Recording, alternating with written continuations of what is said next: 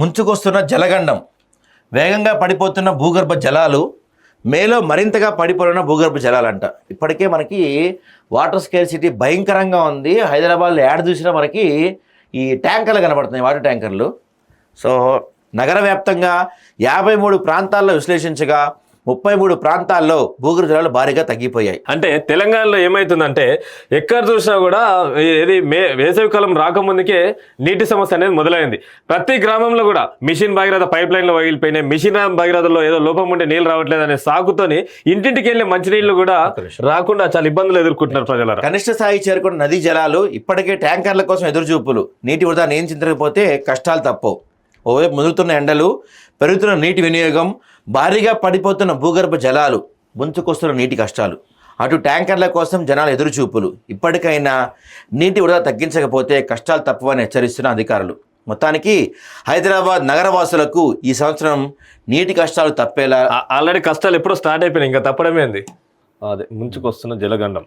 So త్వరలోనే హైదరాబాద్ నగరవాసులను నీటి కష్టాలు వెంటాడనున్నాయంటే దాదాపుగా అవుననే చెప్పాలి.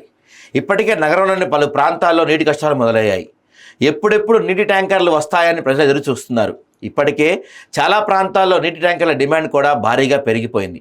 అయితే కొన్ని ప్రాంతాల వరకు ఇలా ట్యాంకర్ల ద్వారా నీటిని సరఫరా చేయగలం, కానీ నగరం మొత్తం నీటి కష్టం మొదలైతే మాత్రం ఆ స్థాయిలో నీళ్ళు అందించడం అంత సులువు కాదని చెప్పాలి. మనం గతంలో గుర్తుందా, పోయిన సంవత్సరంలో బెంగళూరులో ఎలాంటి వాటర్ స్కేర్సిటీ చూసాము. బెంగళూరులో కనీసం తాగటానికి, చేయి కడుక్కుంటానికి, స్నానం చేయడానికి కూడా నీళ్ళు లేక ప్రజలు ఎంత అల్లాడారో చూసాం మనం. బెంగళూరులో ఒక వాటర్ ట్యాంకర్కి 20,000 దాటిపోయింది గతంలో బెంగళూరులో.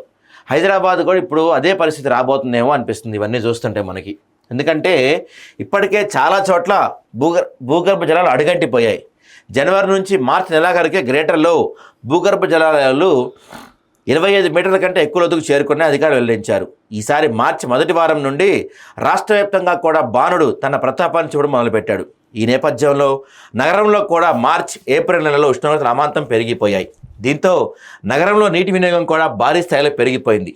గతంలో పోల్చుకుంటే ప్రస్తుతం నగరం విస్తీర్ణం కూడా పెరగడంతో జనాభా కూడా అదే స్థాయిలో పెరుగుతున్నారు. దీంతో నగరవాసుల అవసరాలకు తగ్గట్టుగా ప్రభుత్వం నీటి సరఫరా చేసేందుకు చర్యలు తీసుకుంటుంది. ముఖ్యంగా ఎండల తీవ్రత కారణంగా నగరంలో భూగర్భ జలాలు ఇప్పటికే భారీ స్థాయిలో పడిపోయాయి. దీంతో ఇళ్లలో ఉన్న చాలా వరకు బోర్లలో నీరు రాక ప్రజలు అవసరాల కోసం ట్యాంకర్లపై ఆధారపడాల్సి వస్తుంది. ఏప్రిల్ మధ్యలోనే పరిస్థితి ఎలా ఉంటే ఇక మే నెలలో పరిస్థితి ఎలా ఉంటుందో మనం అర్థం చేసుకోవచ్చు. ఒక్క నిమిషం. లైవ్ చూస్తున్న ప్రజలారా, మీ గ్రామాలలో కానీ మీరున్న ప్రాంతాలలో కానీ ఎక్కడైనా నీటి సమస్య ఉంటే కామెంట్ రూపంలో తెలియజేయగలరు. నెక్స్ట్గా ఈ నేపథ్యంలో మే చివరి నాటికి ప్రమాదకర స్థాయిలో నీటి నిల్వ మరింత పడిపోతాయని భూగర్భ శాఖ అధికారులు అంచనా వేస్తున్నారు. వచ్చే నెలలో ఎండలు మరింత ముదిరే ప్రమాదం ఉన్నందున ప్రజలు కూడా ఆందోళన వ్యక్తం చేస్తున్నారు. గత ఏడాది జనవరితో పోలిస్తే ఏడాది జనవరిలో చాలా వరకు భూగర్భ జలాలు అడుగంటే అధికారులు గుర్తించారు. కూకట్పల్లిలో అత్యధికంగా 25.9 మీటర్ల లోతుకు భూగర్భ జలాలు వెళ్ళిపోయాయంటండి. అబ్బబ్బా, 25.9 మీటర్ల లోతుకు భూగర్భ జలాలు వెళ్ళాయంట. అంటే ఎంత డీప్ అర్థం చేసుకోండి. ఇక కూకట్పల్లి జోన్లో భారీ భవనాల నిర్మాణం వల్ల నీటి లభ్యత తగ్గిపోతుందని స్థానికులు ఆందోళన వ్యక్తం చేస్తున్నారు. మే చివరి నాటికి ఇక్కడ పరిస్థితి మరింత ఆందోళనకరంగా ఉండే అవకాశం ఉందని భూగర్భ జల శాఖ అధికారులు అంచనా వేస్తున్నారు. అయితే చాలా ప్రాంతాల్లో కూడా ఇప్పుడు ఈ స్టోరీ మొత్తానికి కూడా కారణం ఎవరయ్యా అంటే గత ప్రభుత్వాలే. ఎందుకంటే దాదాపు హైదరాబాద్లో ఒక 56 చెరువుల్ని వీళ్ళు కబ్జా చేసేసారు. మిషన్ కాకతీయ ద్వారా చెరువులో పూడిక తీయడం పక్కన పెడితే మొత్తం కబ్జాని ఎక్కడ చూసినా కూడా. సో సిఎస్ఆర్ ఫండ్స్ కోసం, సిఎస్ఆర్ డెవలప్మెంట్స్ కోసం ఎవరైతే చెరువుల్ని దత్తత తీసుకున్నారో వాళ్ళంతా కూడా చెరువుల్ని పూర్తి చేసేసారు తప్ప ఏం చేయలేదు. ఇప్పుడు దీనివల్ల ఏమవుతుంది, హైదరాబాద్కి పర్టికులర్గా ఇంతవరకు మన హైదరాబాద్ చరిత్రలో ఎప్పుడు రానంతగా ఈసారి నీటి కష్టాలు రాబోతున్నాయి. కాబట్టి ప్రజలారా, మీకు ఒక విషయం చెప్పదలుచుకున్నాను.